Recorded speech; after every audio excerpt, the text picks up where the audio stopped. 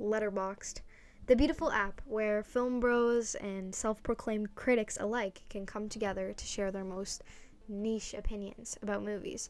Whether it be a 5,000 word essay about how Paddington 2 is the peak of modern cinema, or that The Godfather only deserved a half star because it felt too much like a movie, Letterboxd truly has it all.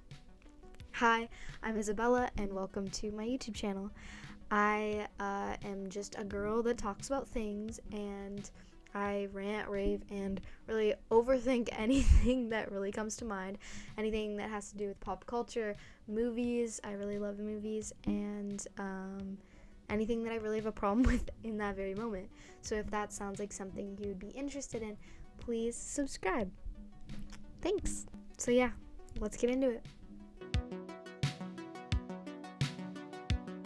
Founded in 2011 by Matt Buchanan and Carl von Randow, Letterboxd started as a little film community where film lovers and film anything could come together and share their opinions about films together.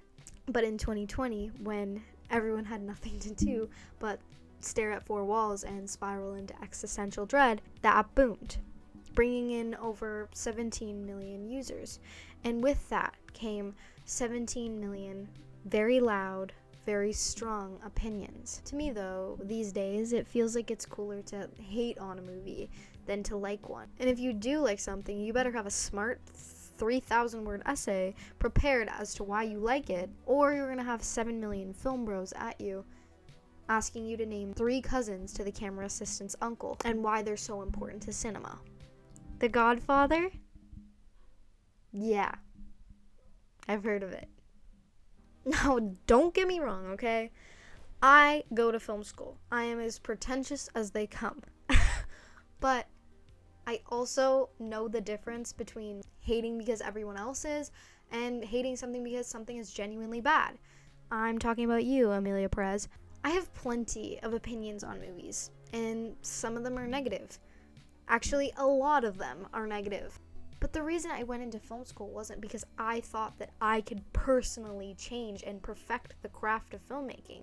It's because I was already inspired by the films that made me love it in the first place and inspired me to go into that craft. Some of my favorite movies aren't perfect by any means, but they're special to me, and that's what counts. Movies don't have to be flawless or have a 99% on Rotten Tomatoes for me to enjoy them as a consumer. Some movies were made for that. That's sometimes what I don't like about film school, because film school is a bunch of pretentious geeks who deep down just really are nerds about cinema. Wow, the mise-en-scene here really suggests a subtle critique of late-stage capitalism in this opening scene of 2 people sitting at a table. Yeah, I guess. I guess it does. And that's really awesome that it does. But hey, this is Shrek, so it's a very judgy environment where sometimes you forget the reason that you came in there in the first place. The wonder that you had as a child about a certain movie that really inspired you to make similar things to that. But the reason that I want to make films is to make people have the same emotions and want to one day pick up a camera and start filming their own stuff. So like this, me and my boyfriend sat down to watch this movie the other day. I had never really heard about it. I had seen maybe like 1 or 2 things about it, but nothing in particular. And this movie was White Noise. And I thought that genuinely, like, this movie was really well done. I know it was adapted from a book, so I don't have the entire picture because I've never read the book. But I thought cinematography-wise, it was a very beautiful film, and it kept me captivated with my visuals, at least. I guess I am a cinematographer deep down, so that is the majority of what I'm looking at, but I watched this film and I genuinely really liked it. The themes of the film as well, I related to them myself, and I genuinely liked it. But when the movie ended, I made the mistake of going on Letterboxd. Oh, Letterboxd. The place where your dreams will be crushed.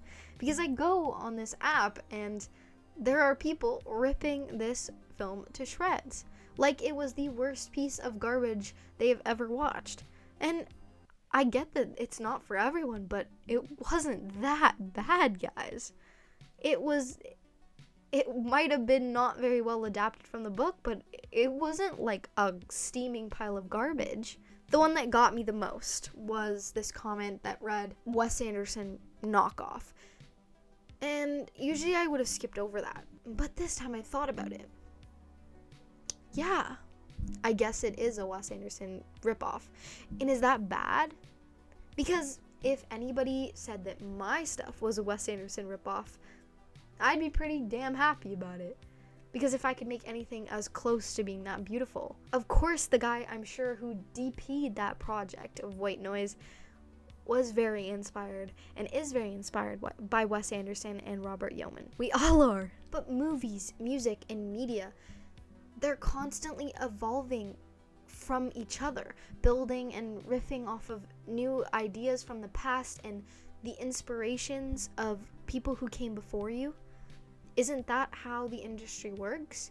But when I read these comments, something very interesting happened.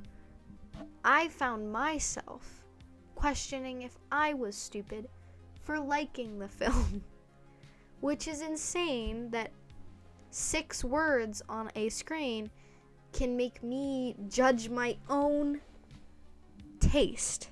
And my question is, do all of these opinions need to be heard at the exact same time?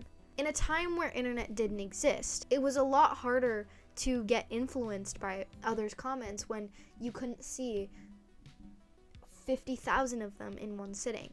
Is this harming the way that we view media? Always needing an opinion on things and always needing a take, is that not exhausting for us? And why can't we have stuff without turning them all into debates? And I'm talking about myself here as well. The internet just almost cultivates this anger and this need to constantly be negative. Anger and negativity is the most powerful thing online. That's why rage bait is so popular. So is this damaging the way that we appreciate media, paired with the fact that a lot of the mainstream media that we watch is around 10 to 15 seconds long, and anything longer doesn't sustain interest anymore? Like The Substance. I watched The Substance, and it genuinely hit a spot with me, and it had a really long-lasting impact on me. It was beautiful to see the women on the screen portraying something so real that I saw in so many women and myself due to media and the way that we view ourselves as young women.